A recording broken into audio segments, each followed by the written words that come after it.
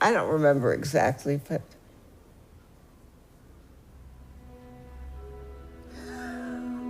I used the most expensive hair color in the world. It's not that I care about the money. It's that I care about my hair. It's not just the color. I expect great color. What's worth more to me is the way my hair feels. Feels good at my neck, but I can't remember it. I can't finish it all. If only we had more time. Why don't we have more time? I'm dying. I'm croaking.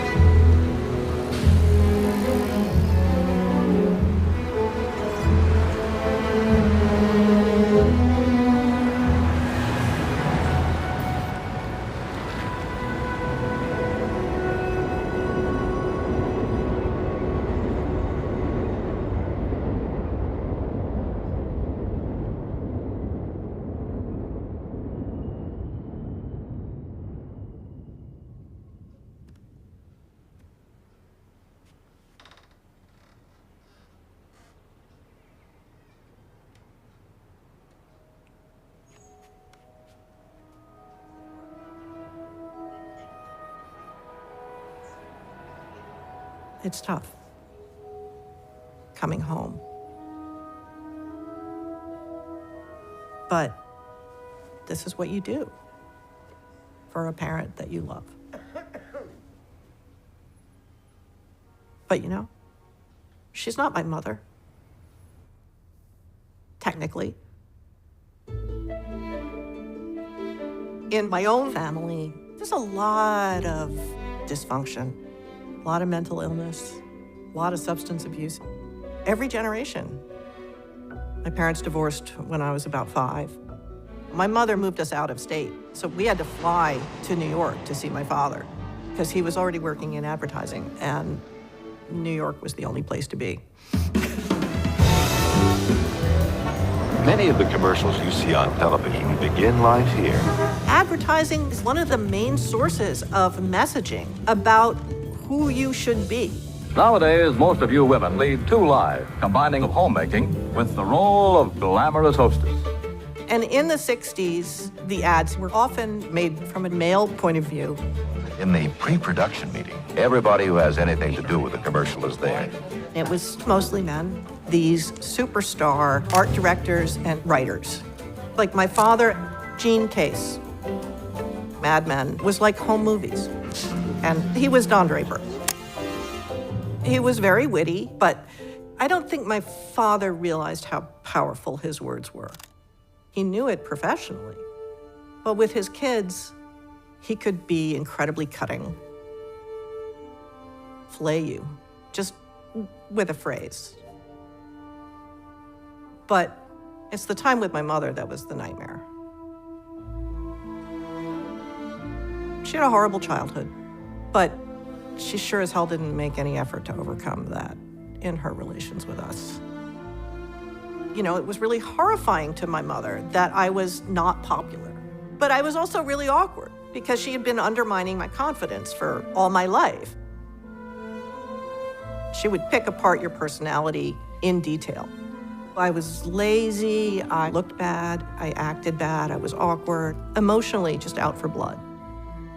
At a certain point in the night, I would know, okay, the situation is dangerous, I need to get out of here.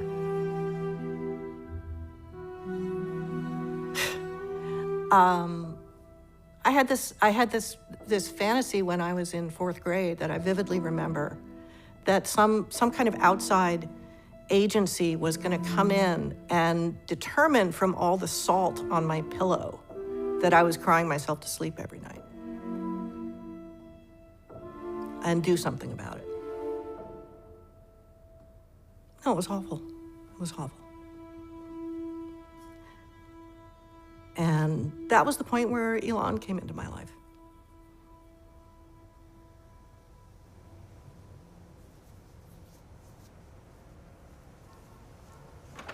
Elon, do you need anything to eat? I don't think so, but look up this wallpaper, Waverly Fabrics, and see if they have a rose pattern. Okay.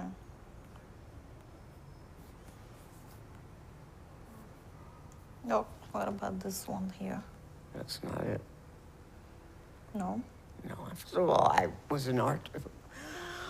was a creative director at an advertising agency. The first thing I know is what I'm looking at. Elon, the girl. I don't remember particularly being into advertising, but somehow I found myself in it. And I seemed to be very good at it. First of all, I always listened to everybody. And I noticed that I saw things differently than other people. Women could get somewhere in advertising, but they were marginalized. Women were given a lesser role. All the men were always arguing with you and always taking credit. And one of the things that was coming through loud and clear is that women are for men. Glory, glory, hallelujah. Glory, glory, hallelujah. Glory, glory, hallelujah. His truth is marching on. Men were always the ones who everyone was pleasing. What will your eyes say to him tonight? Wait till the fellas take a look at this plunging backline. You look at ads from that period and it's jaw-dropping. This is one of our nation's most beautiful sights. The kind of girl who keeps her figure. But that's what feminism was pushing back against. I was a feminist. I knew women were equal, if not superior, to men from the time I was a little girl. And in advertising, she wanted to be a trailblazer that way. At one point, she worked in the same agency with my father, and that's how they met. He was a good writer, and I was a good writer. I liked the fact that he was good at what he did and cared about it. We got engaged, and then we got married. I'm sitting there in the background, I'm grinning. I'm so thrilled because I adored her instantly. I thought she was super cool, and she treated me like I mattered. She was a sweet little girl, and she deserved some caretaking. My mother was kind of terrible. So I knew that she needed support, and I gave her support, and that was what we did. She was interested in me. She listened to me, treated me like I was lovable. She didn't have anyone to recognize her being, to support her, to see who she could be, who she was. She was very interested in what I would do with my life, and the assumption was that it would be something worthwhile. She just went way, way beyond the call of duty to make me feel like I was worth it. And she did that for a lot of other women, too. I was working at McCann Erickson. We were given an assignment, L'Oreal. They wanted a campaign for preference as a hair color. She's in this room full of men, brainstorming for this ad. The men were busy flirting with the women, telling us we all looked like models, and we didn't look like advertising people, you know. They're like, oh, this woman is going to be standing by an open window, and the wind will be blowing the curtains. And she's thinking, you know, this is just making the woman totally an object. I was feeling angry. I'm not interested in writing anything about looking good for men. Fuck them. Fuck you too.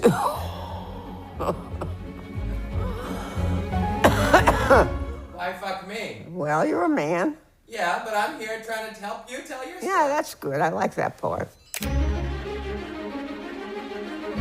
I was pissed. We weren't there to just dance for the men. This is what she said. She just thought, fuck you, and wrote this. Just opened my eyes and knew.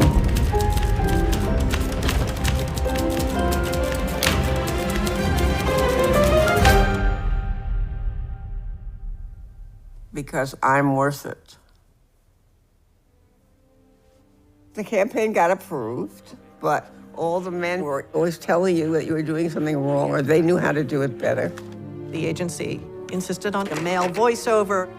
She uses the most expensive hair color in the world, preference by L'Oreal. You know, it was just totally different. Smooth and silky, but with body. It feels good against her neck. Actually, she doesn't mind spending more for L'Oreal because she's worth it.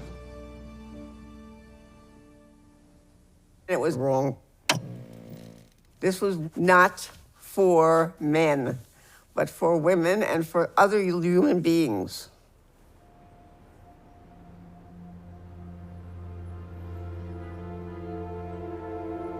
I use the most expensive hair color in the world, preferenced by L'Oreal. It's not that I care about the money, it's that I care about my hair. It's not just the color, I expect great color. What's worth more to me is the way my hair feels. Smooth and silky, but with body. It feels good against my neck. Actually, I don't mind spending more for L'Oreal because I'm worth it. I wrote that. It was everywhere. It was a national campaign. Yes, it's expensive, but I'm worth it. What they realized after they started running it was that that was only the tip of the iceberg. We're supporting women finally. And I'm worth it. And I'm worth it. I'm worth it. It's a 4-word feminist manifesto, defying this social pressure to think about yourself in relation to men. You're worth it. I'm worth it. I'm worth it. It was a very big success. At a certain point, L'Oreal adopted it as the tagline for their entire business. Parce que je le veux bien. Even today, that's their motto. Because I'm worth it. Because you're worth it. You're worth it. We're worth it, and I'm worth it. She wrote the most influential tagline in women's beauty advertising. I'm worth it. It's magic, that phrase. Those words just get better with age, don't they? I'm worth it. Because you are. And always will be. She came up with that line because she believed it. She believed it about herself, and she believed that women should believe it. She did that for me.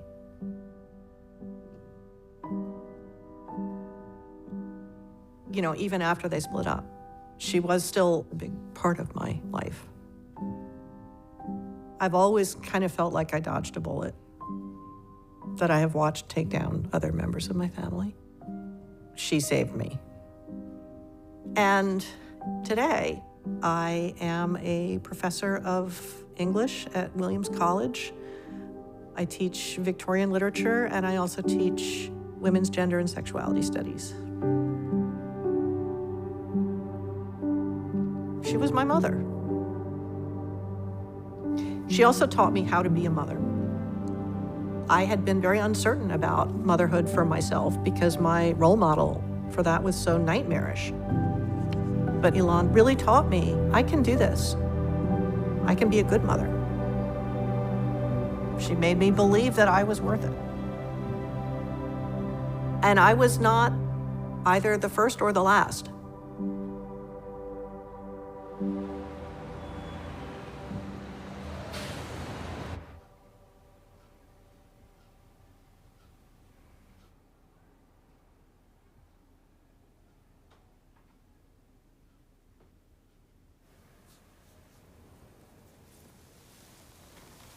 I have to go away now. go to my room. It's been lovely. It's been lovely. Oh.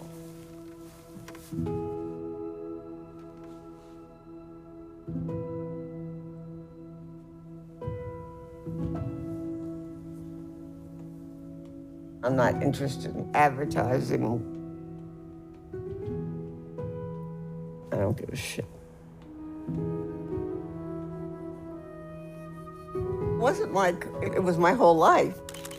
It was just a portion. It's about humans, it's not about advertising. It's about caring for people. Because